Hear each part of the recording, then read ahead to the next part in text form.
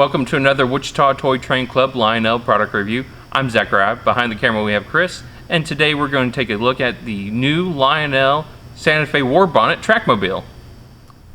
So a couple features Lionel's included on this model. This model is command control. It is not legacy. It is just strictly TMCC. Of course, you can run it with your cab too. There's nothing wrong with that. I've heard a lot of good things about just running in general with a cab 2 running TMCC engines. And of course you can use your cab 1 or your cab 1L. This is not Bluetooth enabled, so if you're planning to use the universal remote or anything like that, it is not Bluetooth equipped. It will only run command or conventionally. It also features 2 electrocouplers, one in the front, one in the rear, and those have to be fired, of course, from the either cab 1 or cab 2 remotes.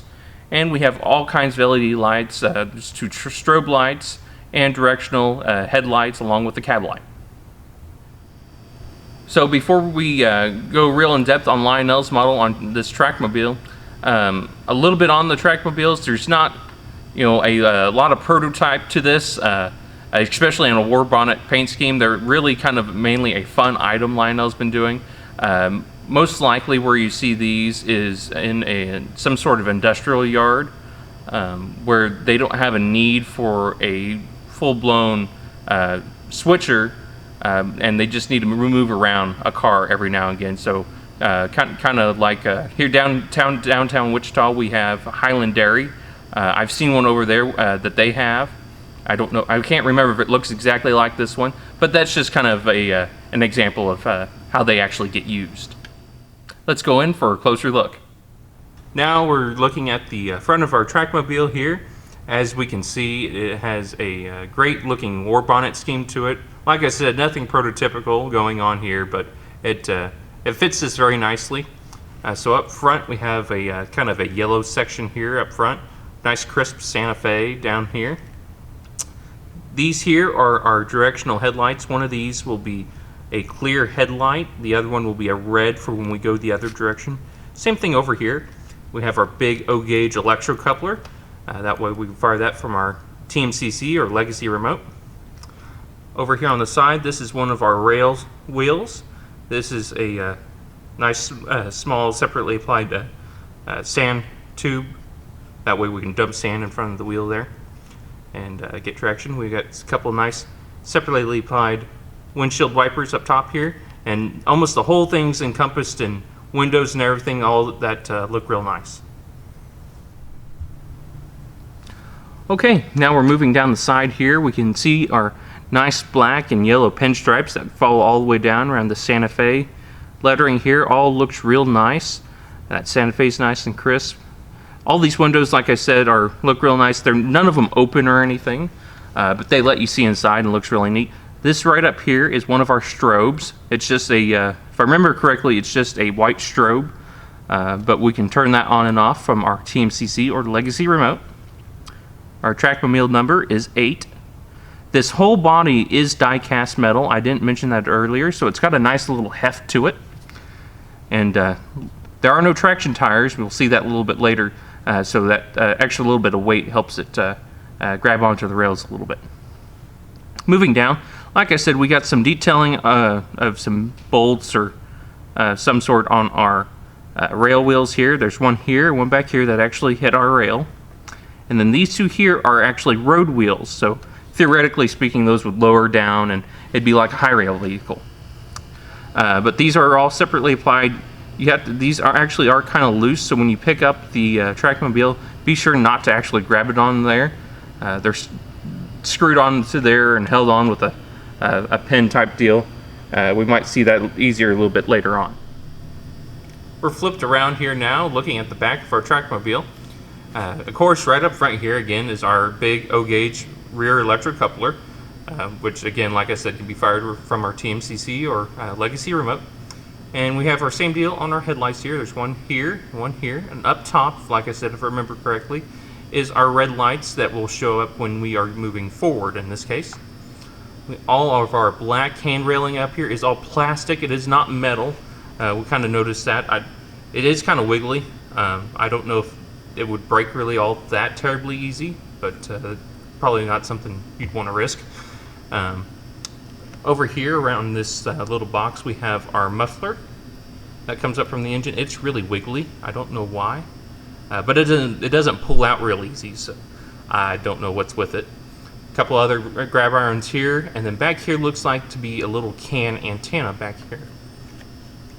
Moving down over here we have our steps. Again, those are all part of the die-cast metal body. They got drainage holes in them, so they look really nice.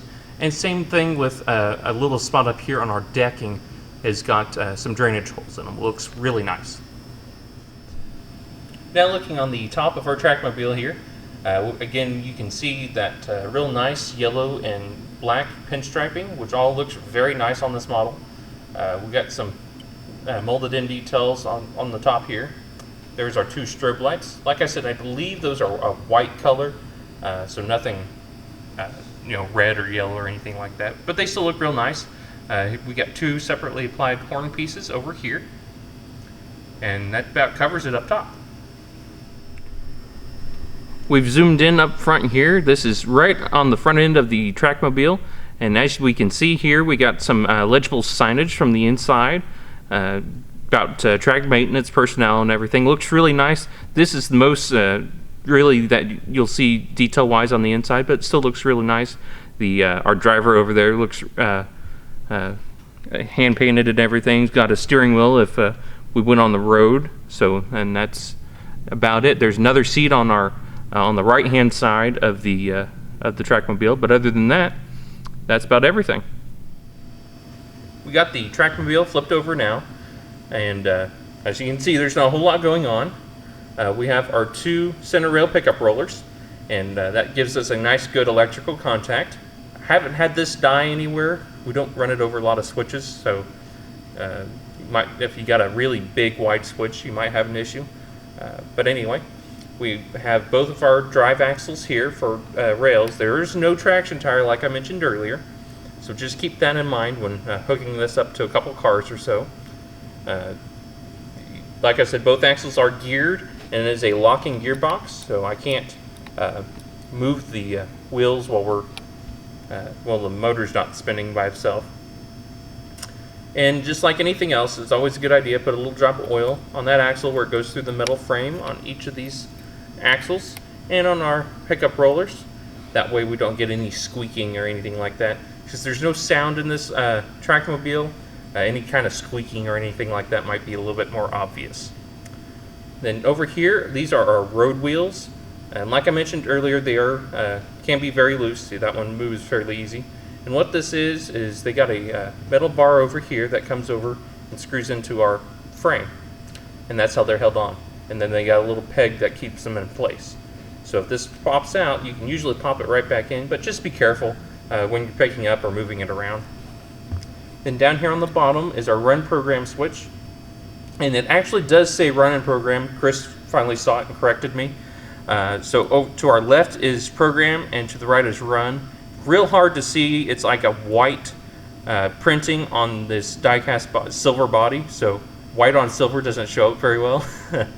But it is also in your user manual. So if you can't see those, the user manual put the Trackmobile in this orientation upside down. To the right is run, to the left is program. We got track power on our track here, and I got all the lights on. Probably can't see the strobe lights on right now. We'll get another angle here in a second where you can see those a little bit better. We also have the lights dimmed if you didn't notice. But we got our front headlights on right now, and in the rear I can see our red marker lights. If I go ahead and hit direction on our cab 1 or cab 2 remote, now we can see the red lights are on up front, and I have the white headlights on in the rear. Go ahead and flip back, and of course, like I said, we have operational front and rear electrocouplers. And if I would hit the right button, it wouldn't do that. Okay, let's try this again. Go ahead and we'll fire our front electrocoupler and our rear. Just that easy. We're moved up here to a better angle. That way we can see our strobe lights. I have them off right now. So on your cab 1 or cab 2 remote, you'll hit aux 1 and 9, and that brings on our strobes.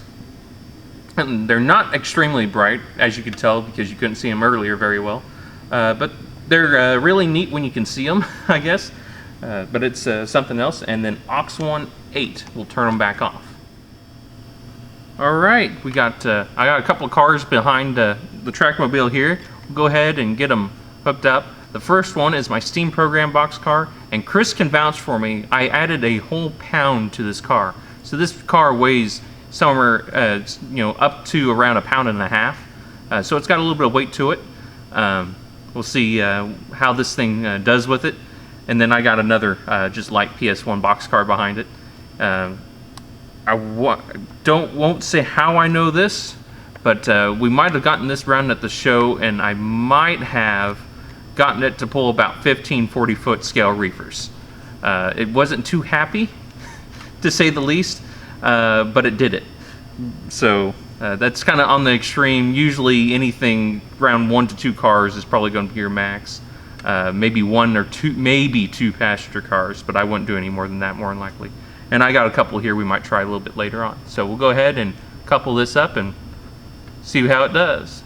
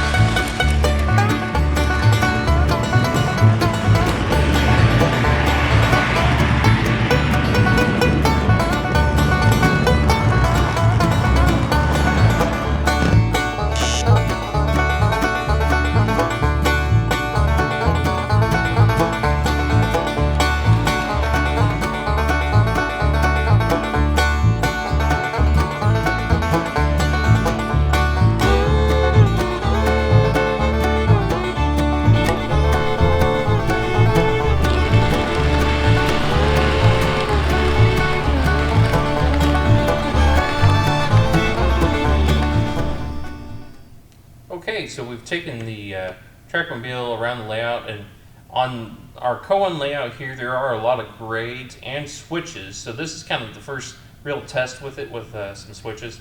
And we found one switch that if we go over slow enough, it will die. We've stuttered across some, and some we have no problem with. Grade-wise, we do have troubles getting up some grades sometimes, depending on the car. My Union Pacific car that I added weight to, I was able to get it up one of the steeper grades without any problem, and if I added on some of the old post-war auto carriers, I had troubles getting up that grade. So it kind of depends. Also, kind of, truck design between post-war and a modern car are different too, so that can come into play. But we'll go ahead and try to run it over this switch here and see what happens. And see, just like that, it dies. Bump it forward, die again, die again, die again. And keep on going through. But if I go ahead and come back through here, if I get a little bit of speed, I have no problem at all. Alright, as you can see, we took it for a spin around our Cohen layout here. And I already mentioned everything about the grades and switches with it. One other thing I did not mention earlier is this motor on the inside here does not have a flywheel. So if you didn't notice, when you kind of come to a stop, there is an abrupt stop. There is no coasting or anything like that. When you stop, unless you have a little bit of weight behind you and it just kind of pushes you forward. But other than that, it's a really neat little item to keep on your layout. Anything maintenance away is always kind of neat. Chris, is there anything else you'd like to add? My favorite part about this is probably the paint job. Lionel did a great job with the red and the black and the silver, and it's really crisp, and you can really read clearly and legibly all the little details that it has on it. And I just think it's a fun little command control vehicle to drive around and do some switching with. Oh yeah. And they did all kinds of different paint schemes, so you have all kinds of different flavors. This is a Warbonnet scheme. A lot of these have been fantasy, but like I mentioned earlier, there's no exact prototype for these things either. So paint isn't a big deal. So there's this Warbonnet. There's a lot of standard yellow ones they did, like a Bethlehem Steel, Pennsylvania Power and Light, and a Granite Run Quarries. And they did some fun ones, like an Area 51. Lionel did a Area 51 one. I got a picture of it here. Hopefully you guys can see that a little bit. They had a video of it on their Facebook a while back. Really neat little deal. Burlington Northern, just kind of a standard color there. A Milwaukee Road and kind of a Hiawatha scheme. And then a Southern Pacific and kind of a daylight scheme. So like I said, there's plenty of flavors to go around. So these retail right at $350. They were cataloged in Lionel's 2019 Volume 1 catalog. So they actually came out this year, delivered within 6 months. So all your dealers should still have some. Some of the bigger dealers actually might have some in stock yet. So if you like what you see here, be sure to go pick one up. Any good, most Lionel dealers will give you a decent discount on that retail price. But still, it's a really neat engine, and or not necessarily an engine, it's a maintenance away vehicle. Let me rephrase that. And it's something that add a little bit of character to your layout. This concludes our review of the Lionel Santa Fe Warbonnet Trackmobile. Be sure to go down and hit like on this video and hit subscribe if you haven't already. Also, don't forget to hit that bell down there by the subscribe button. That way you get all the notifications of our product reviews and running train videos. Thanks for watching.